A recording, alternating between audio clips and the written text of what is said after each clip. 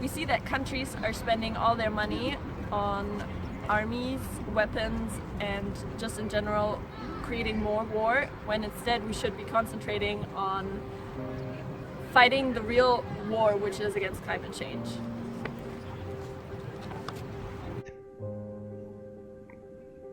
With the existential crisis of climate change upon us all, it feels absurd that countries are not putting all their money and effort in tackling that problem, but are still stocking and updating their weapons of mass destruction. Young people have understood that we now need cooperation, because they are working all over the world together to tackle the climate change. Giving more power to young people in decision making will increase peace and security in the world, because we have understood that now humankind needs to act together. According to hundreds of scientists, the 2% degree Celsius goal from the Paris Agreement will not even be enough. And even now, our governments are not trying to fulfill the 2% degree Celsius goal, which means they are not acknowledging climate change, and they are not acknowledging the results and the tremendous changes in the world that is going to be caused by it. For example, a big shift of resources and the demand for resources, a big mass migration will occur, which will affect everyone and each of us. And so, governments, you should listen to scientists, you should listen to what science says, and you should fulfill the promises you're giving to the people, and you should not stand and hold speeches, but take actions.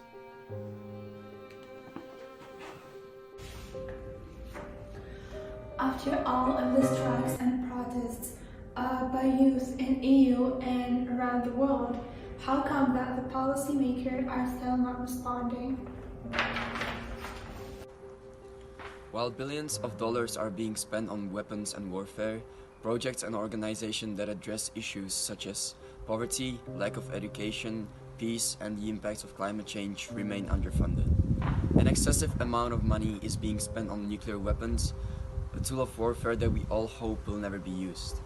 It is also the responsibility of parliaments and international bodies to redirect the flow of money from our budgets into places where they are needed the most.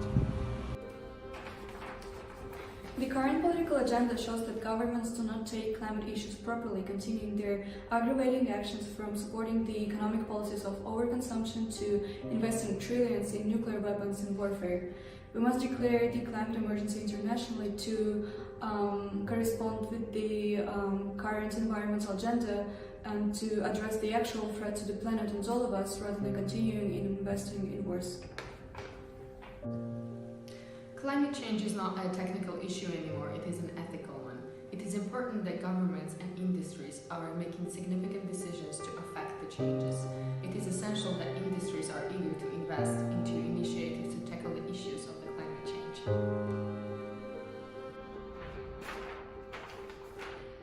It looks like the Czech Prime Minister Babiš is the only European leader to block the EU's decision to become carbon neutral by 2050.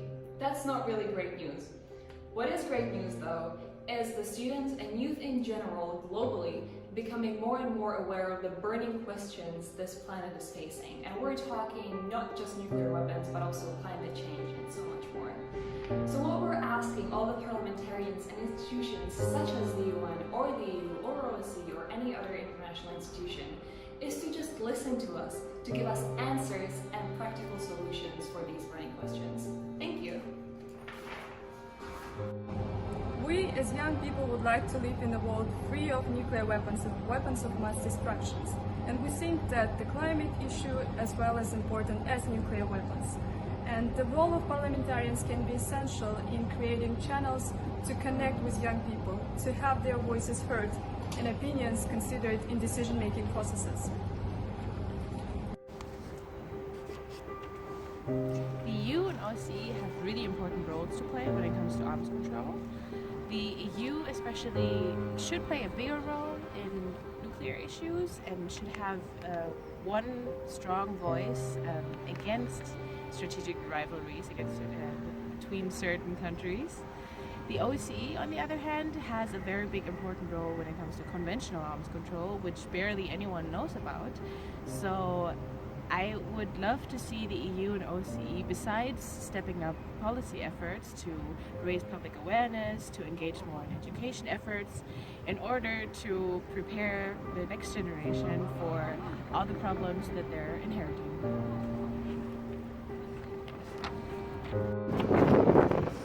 If you want to address issues like climate change, which I believe are multidimensional, but only stay on the political level, I think you won't get far, and instead will have to include other spheres like the economy, which requires a radical shift.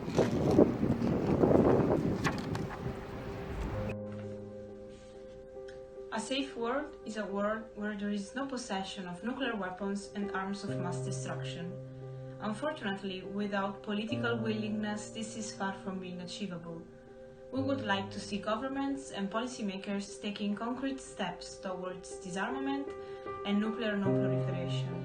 There is no time for speeches that bring nothing but empty words. While young people care about many issues, such as climate change and access to quality healthcare, the most important thing they care about is the fact that their voices are not being heard by leadership, and the fact that leadership does not seem to care about these issues. To rectify this critical point, leaders around the world should create programs which will encourage youth to speak up and to speak out, and most importantly, will encourage those who have the quietest voices to speak the loudest. Policymakers around the world are good at setting goals for carbon neutrality, but lack the ability to enforce them. Before Europe and the whole world are torn apart, it's high time we passed to action and started mapping how to actually get there, the steps to undertake. Climate change has turned into a climate crisis, yet governments either don't want to invest or it takes a lot of time and are often restricted by legal barriers. Are we ready to implement green legislation? Are we ready to totally transform our economies based on hydrocarbons?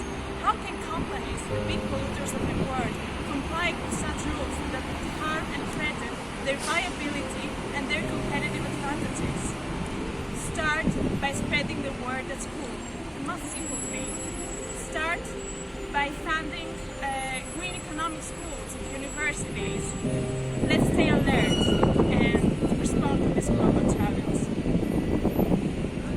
Having tolerance is such an important thing for a community to work, because we simply support each other no matter what your beliefs are.